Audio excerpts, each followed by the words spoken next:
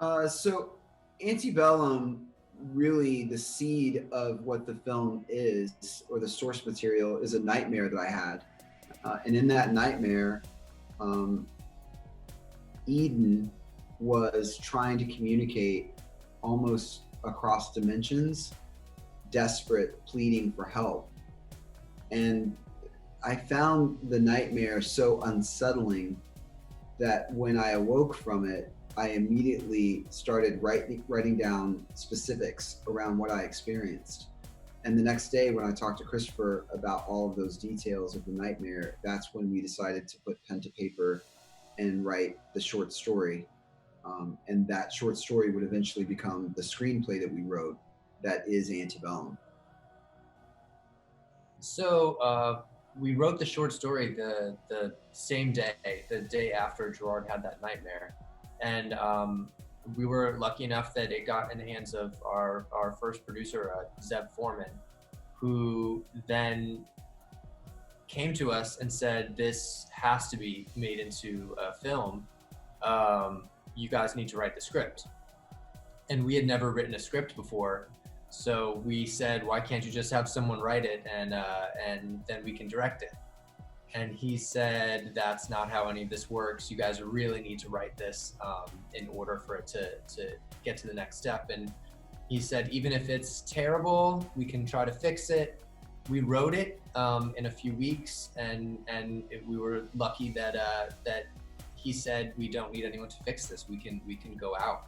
And apparently there were a lot of studios that agreed about, the urgency of the script.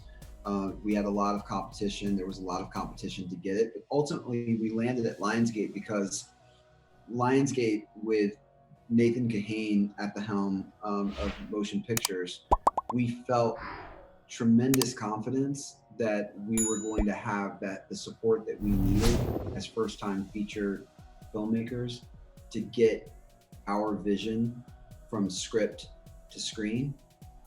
And thank God we made that choice, because we are so proud of the film that we were able to create together.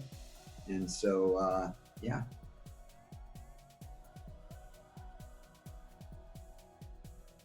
We came to cast Janelle Monáe in the role of Veronica Eden through a process that is really sort of unconventional.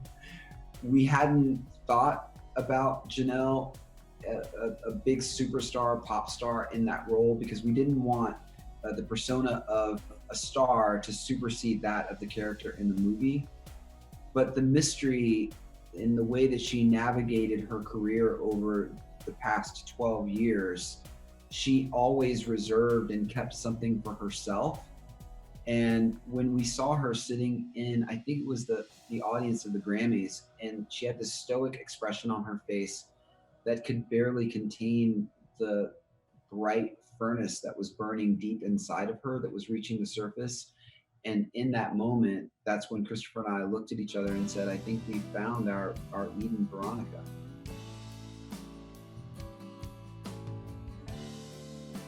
I would say that the timeliness of the movie, as a result of these delays with a global pandemic, that global pandemic was running on a parallel track of the pandemic of racism that has existed in this country for the past 400 years. And the latter of the two required that we not defer this much needed conversation another day. And although we had designed Antebellum for the theatrical experience, the urgency of getting the movie in front of as many people as possible now in this moment was much more important than waiting until later to get it out into theaters everywhere, perhaps later in 2021. This feels like a divine time for the movie. When we dated it ultimately for September 18th, unbeknownst to us, that it falls on the exact date, the anniversary of the Fugitive Slave Act of 1850. And that gave us a feeling that this is what we're supposed to do.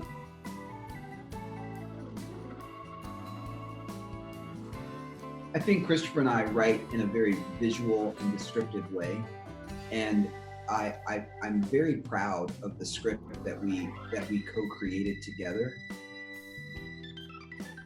There wasn't any real apprehension from the cast.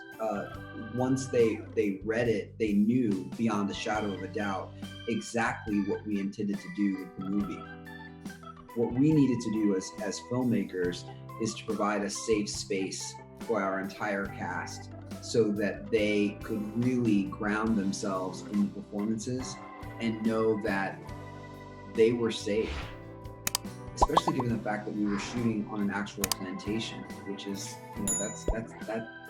academically it felt like it made all the sense in the world, but the reality of that experience is very, very different. And the energy on a plantation, it's hollow ground, it's palpable, it's uncomfortable. And not to mention the fact that we were in sweltering, 95 degree, 100% humidity, southern Louisiana heat, mosquitoes that were a militant sort. It was a difficult experience. But we felt a huge responsibility to the actors who signed on for this script, and they put their trust in us. And so, every day we were battling to make sure that exactly what was on the page is what ended up on screen, so that we could deliver on the promise.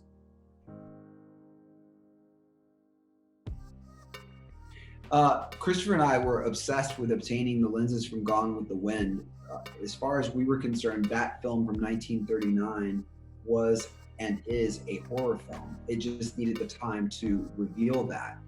So ultimately, when we thought about what our opening shot was going to look like, we imagined the silhouettes of those sweeping scenes in Gone with the Wind at sunset, the burnt oranges. We wanted to achieve that sense of familiarity from the audience when they were experiencing the film. And it was also of equal importance for us to use those lenses so that we could use the same weaponry that was meant to misinform through propaganda, really effective propaganda, that we were going to use those lenses to then correct the record with Antebellum.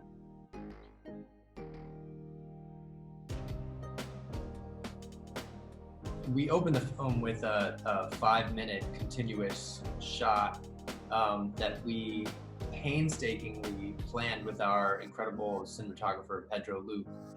We knew that it was going to be a big undertaking, and it was. Not only is it a half a mile from the front of the house to the back where we conclude the shot, but we wrote the opening of the film to occur at sunset, and the film to conclude at sunrise on a new day, which is great in theory, but when you are trying to get this 5-minute oneer, you really only get 2 shots at it per day. So I think it took maybe I think it was 4 days. On the 4th day, we finally were able to get this shot, which we were all ecstatic about. We're also really, we have to shout out our AD, Gary Marcus, because the shot is intended to feel like an opera in a sense, like symphonic, that we're going from this idyllic beauty in the front of the house, and then we slowly transition to the horror that enables the beauty in the back of the house. And so if one little thing goes wrong, we then have to start all over again. And if not for Gary Marcus, I don't know if we would have been able to achieve the shot, frankly. I was skeptical. So it is a combination of divine intervention, Gary Marcus, Pedro Luke, Christopher, and his dogged determination to stay with the shot from the front of the house to the back of the house. We couldn't even use the audio because he was yelling for people to move so that it would work. So it's a shot that we are so immensely proud of, and it was blood, sweat, and tears to achieve it.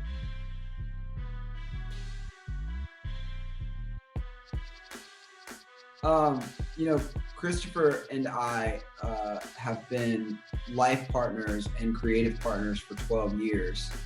The The name Bush and Renz for us is really Bush Renz, because we're a family and our families are united, and we intend for that name to carry through and mean something eventually for our children. And far after we leave this place, the name Bush Renz will carry on through our art and hopefully through these beautiful children that we don't yet have.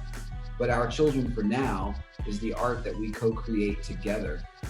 And we invest all of our energy and our time, and we're obsessive compulsive in ensuring that the art gets out into the world in the way that it's intended. We have no interest in creating entertainment for entertainment's sake, but we also have no interest in creating preachy art or finger-wagging art. We're cinephiles, we're obsessed with movies, and first and foremost, we intend to thrillingly entertain in the movies that we make. And Antebellum, the movie-going audience can expect it to be only the first of many disorienting, thrillingly entertaining, epic stories that will stir the imagination and catalyze a much needed and urgent dialogue around a whole host of issues. Within this context, it's race. We'll also deal with the environment and the climate crisis. We'll also deal with the weaponizing of religion. And we look forward to a long and illustrative career as filmmakers.